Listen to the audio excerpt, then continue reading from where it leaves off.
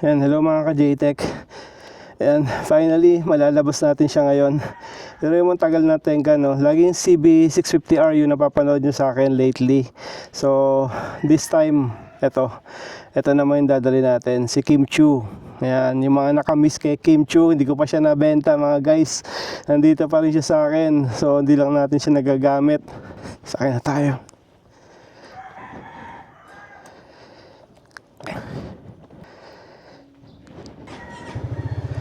Ayan, naku, wala na pala akong gas. Ayan mga guys, yung tinakbo niya, no? 2,364. Okay, mami. Ayan, na ako. 1 bar na lang yung gasolina natin. Kailangan natin magpagas. As usual, late na naman. Pagka vlogger ka talaga, malalate ka talaga lagi sa mga take-off. Ang dami mong pinay-prepare. Yung camera lang, hirap na i-prepare Kasi kailangan ma-ensure mo pagka on ng camera, naka-on din yung mic kasi hindi marinig yung yung talking mo. Short ride lang tayo. Somewhere here in Tagaytay. Nanginginig na naman yung boses ko, no? Alam niyo kung bakit? Kasi dahil yung natin, yung etong scooter natin medyo medyo bouncy. So syempre ikaw ba naman ang alugin habang nagsasalita, di ba? Kaya parang nanginginig din yung boses natin. Visor down tayo. Isa lang ka-ride natin ngayon, si AI. Okay, balik tayo sa topic natin ngayon. As you can see do sa title natin, no? So ano ba yung feel ng 400cc na motor over dun sa mga 160. So meron tayo kasing PCX 160, kaya alam natin yan. Na-try natin yan, na-experience. Kasi yung iba minsan magko-comment, pero total hindi naman experience. Pero tayo kasi ever since, no, mga 125 na motor, 160 na motor. Ayan. Ano ba yung feel nito pagka nagra-ride ka ng 400cc? So una yung magiging feel nyo, may experience nyo, ang lakas ng batak. Ayan, diba 60 yan, ang bilis ng acceleration yan.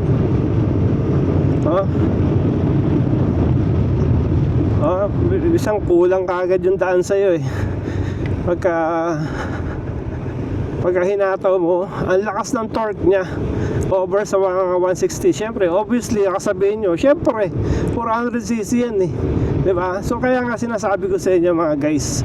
So para at least alam nyo lang, kasi ako nabibitin ako sa mga 160cc, lalo na yung mga arangkadahan. Sila kuya mag-work na. Ang ganda ng busina natin, di ba? Ayan. Busina natin with rapid na pina-install natin kay Max Motobot. Ikat sa mga e-bike, biglang lumiliko. Tama, ang bilis ng arangkada niya. Sabi ko nga sa inyo, sa mga 160, lalo na 125cc nabibitin ako. Pero ito, hindi ka mabibitin yung ganyan takbo niya, 77. Parang lang yan, parang wala pa sa normal niya. Ganun ang feeling niya mga guys. Kaya pag binirit nyo pa siya, ayan ang bilis ko ng 100 niyan. Bitin na meron ng sasakyan sa harapan, di ba? Mahirap magpatakbo ng bitin ng daan ng mabilis. Ano ba yung yung need nyo doon sa mga mabibilis na gano'n, no? Yung malakas yung torque. Sa magagamit nyo siya sa mga overtaking power, mas malakas, mas madali nyo ma-overtakean yung mga sasakyan. Tapos bukod pa doon sa torque nya, so yung bigat, pagka tumatakbo to mga guys, to pareho lang sila ng 160cc ng mga PCX, ADB. Pag tumatakbo, parang hindi mo mapipil na meron ka naka-big bike ka. Yun ang mapipil mo pagka tumatakbo siya. Pero once naka-park, tapos minumove mo siya, halimbawa tinutulak mo dahil nilalabas mo sa parking mo. Yan, dyan mo mapipil, oops, ang laki pala na itong motor na to, medyo mabigat siya. Parang mga ganon ang masasabi mo sa sarili mo pagka nakastop. Pero once sumatakbong ganito, wala, hindi mo mapipil yung yung naka 400cc ka. Tapos ano pa ba, tapos yung niya, yung pagka expressway legal niya, yun. Kasi bibili ka ng di ba, 400cc, so malakas ang torque, di ba, mabilis. Tapos yung niya, yung pagka expressway legal niya, kasi bibili ka ng di ba, 400cc, so malakas ang torque, di ba, mabilis. Ano yung may experience mo ba bukod doon sa dalawang sinabi ko? Yung pagka-expressway legal niya, kasi pwede siyang pasok sa expressway. Siyempre sa expressway, open highway yun. Sarap humataw, di ba? Doon mo mapipiga yung motor mo. Doon ka magwa 150, 170, ganon. Pero siyempre, bad yun, di ba? Kasi overspeeding yun eh. Kaya hindi natin gagawin yun. Kaya minsan dito, pagka talagang nasama ako sa group ride, hanggang 140 tumatakbo to. Pero hindi ko pa siya hindi ko pa nga top speed eh. Kung kaya na to yung 170. Malakas ang overtaking power niya. Ito pala, hindi pala alam nung kasama ko na ito yung dala ko. Ayaw niya ito dala ko eh, kasi lugi daw siya eh. Kasi dahil syempre automatic, di ba? Naiinggit. Tignan natin kung ano mga kasabi na to. Nakangiti na naman to, tignan nyo parang wala pa. Yan, wala pa yung loko. Naisahan ako kasi madalas ako yung late. Magpapagas nga pala ako. Dahil wala tayong gas 1 bar na lang, ha? Teka, tulak na lang natin.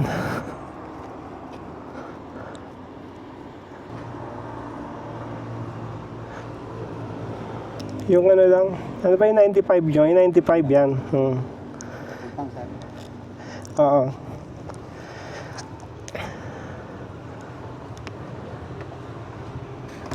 Ito problema na to guys, ayaw bumukas yung diba? Na-stuck, ayaw bumukas. Yan ang problema nito guys.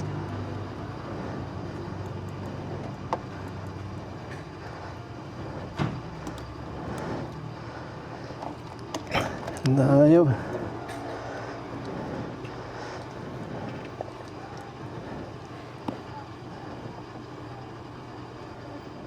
Yun. Yan ang issue ng ng Kimco. Wag mo lang apawin, kuya. Basta makita mo lang yung gas, okay na yun. Ayan, di ba? Nakita nyo, actual. Ayaw mo open. Parang problema ko sa sa PCX. Naka-vlog tayo, kuya.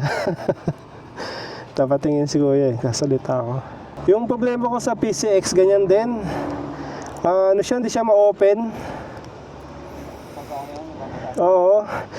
Sa PCX kasi nilagyan ko pa na siya ng spring So ito, hindi ko alam solusyon dito Parang wala siyang kabitan ng spring. Show QR. Ayan. I-scanin nila to para may points. Yun. Wala pa pala yung bayad. Wala na yung mga yung mga physical na card na pinapakita natin dito sa Shell. Siyempre, pa-high-tech tayo ng pa-high-tech ngayon. Ayun na! What a late! Ano? May comment yan, may comment. Ano pre, kumusta? Kararating mo lang? Kanina pa, mga 10 minutes ago. Okay lang. Ano, papagas ka ba? Doon tayo sa kabila na lang? Saan pa to? Oh, Shell. Diyan ka na lang, pagas ka na. Pagas na ako eh. Magkano dala mo? Well, sabi ko sa inyo magre-reklamo. Ang tagal ko hindi nagagamit, pre. Yan, para maano, sa masisira. Walang bomba eh. Walang bomba. Gusto niya yung mga bumobomba-bomba kami. Luwag ng daan dito, bypass road. Yan ay kasama natin si Ai. 900cc yan mga ka-JTEC. Say 900 RS Kawasaki. Kaya yung sabayan niya ni Kim Chu natin. Pero wag lang sa rektahan kasi pagka tumakbo na ng mga 250 yan, wala na, iwanan na tayo niyan. Kasi ang limit nitong si swerte mo na nga makamax ka dito ng sa exciting ng 170. Swerte mo na pagka depende kasi yan sa weight nung rider, lalo na kung may back ride ka, so nababawasan yung niya, yung speed niya. Yan di ba? Say 900 RS. Sabay natin.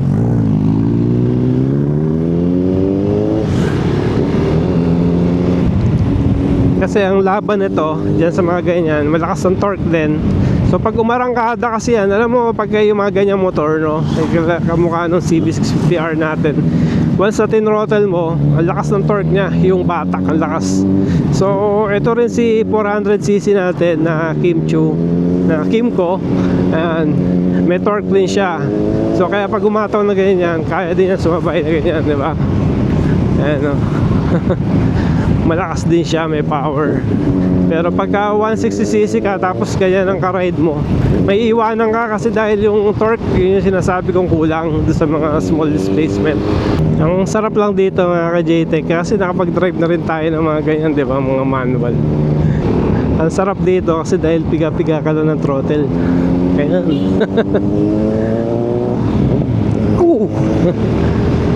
kaya kumukha iniwanan tayo, di ba? Pwede mo rin yan, batakan niya,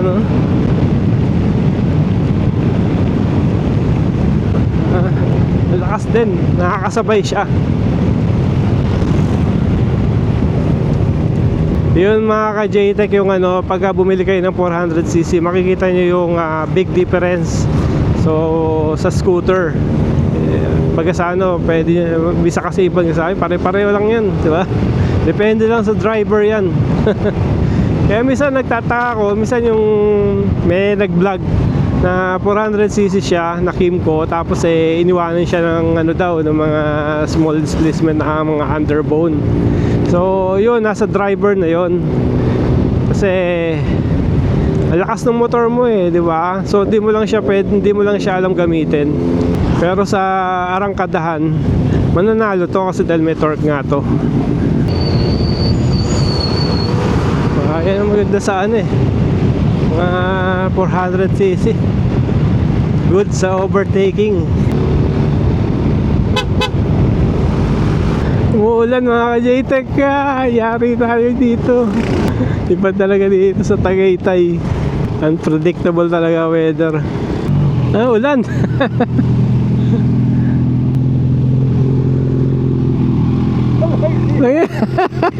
Yan sinasabi ko pagdating dito sa Tagaytay, maulan.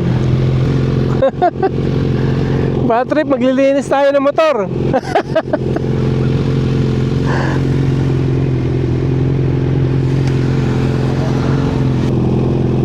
Okay na?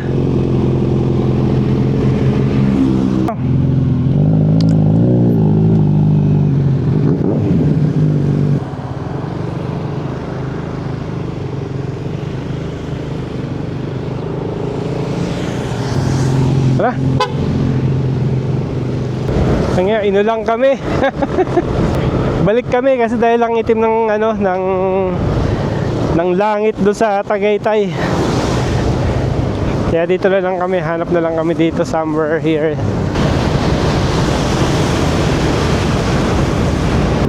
Ito ba yan? Par and talent. Kaya tayo, doon tayo dadaan. Sundan kita. Ito unang dadaan.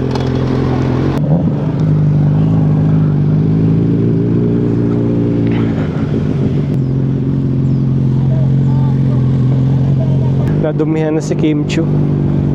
Grabe. Maglilinis na tayo. Dito maaraw eh, oh. Patagaytay maulan. All this time,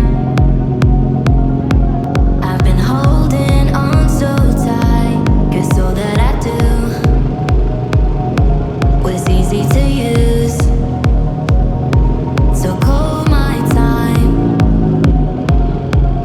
but you weren't really mine, just something to do. Thought I never knew.